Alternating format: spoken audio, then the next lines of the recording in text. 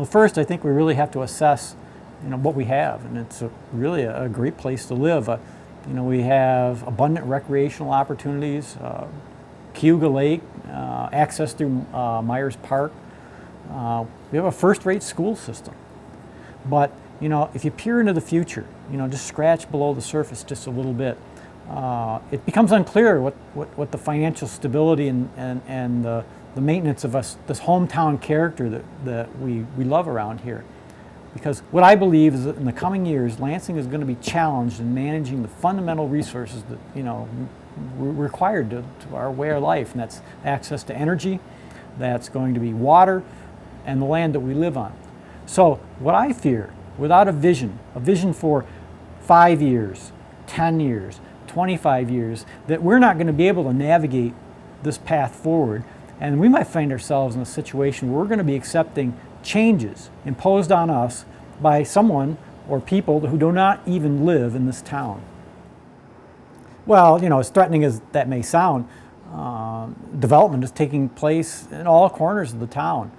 It's employing people, and it's making lives better for a large number. What I'm saying is that there's untapped opportunity that could supplement or possibly exceed, the current prosperity which we're seeing. And I think it's tactically about thinking tactically about how the town delivers its services. For example, for decades, towns have relied on large infrastructure projects to foster growth. And as we've seen recently, when the town tried to institute a municipal sewer system, that I think the residents were skeptical that this government-run large infrastructure project was in fact going to deliver the tax benefits that were proposed. And some of my Republican colleagues at the time pointed out that there's a viable sewer system that's within reach the town of Lansing over by the Warren Road area, and that's true. And indeed, if you drive over there, you can see development taking place at a very brisk pace. But it's not without its problems, because the need for energy in the form of natural gas limits the growth and the plans of what can be accomplished. And to alleviate this, another large infrastructure project has been proposed to increase the size of the natural gas pipeline that comes into that area. And of course, that would certainly benefit Lansing and the whole region in that area that pipeline would serve. But there's opposition from landowners whose that pipe is going to cross. It's a governmental dilemma. Here we have the needs for growth versus the property rights of owners. And really sadly, the future of Lansing's economic growth is going to be decided by a government that's outside and above Lansing and not within Lansing itself. Another example of what really looms large over that time horizon is the fate of the power generating facility at Millikin Station. For years, the power plant has been one of the largest contributors to the tax base. But over the past decade, the town has seen its assessed value drop to roughly $60 million, and that's almost half of what it was just a few short years ago. To be competitive and to remain in business, the plant's management has been making a transition from coal to natural gas, and I fully support any effort to refire the plant to natural gas.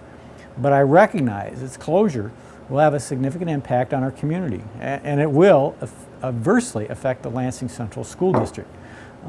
Again, the decision to refire or not, will be in the hands of government above.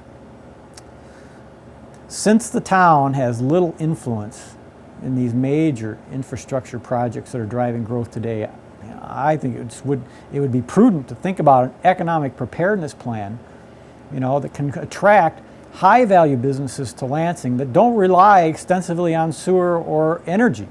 These are businesses that require, your imagination, not a sewer. They demand creativity, not energy, and their footprint on the landscape would be minimal. I think it just would be a strategic mistake to overlook their importance, to Lansing's future. So, as supervisor, I would make it a priority to urge forward, a revision of the town's comprehensive plan to include this vision, this economic preparedness plan. You know, this is a vision that continues forward what we have currently going on in development today.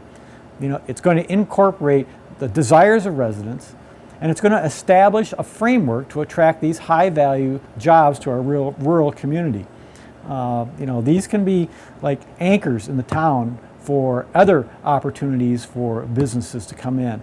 So the solutions, you know, and these challenges will not come from the government above, but from the committed residents who really have, you know, I think we really have the opportunity to show the rest of the country, that it can solve its own problems, be self-reliant, and reject this notion that if we might need some sort of government aid if current economic conditions were falter.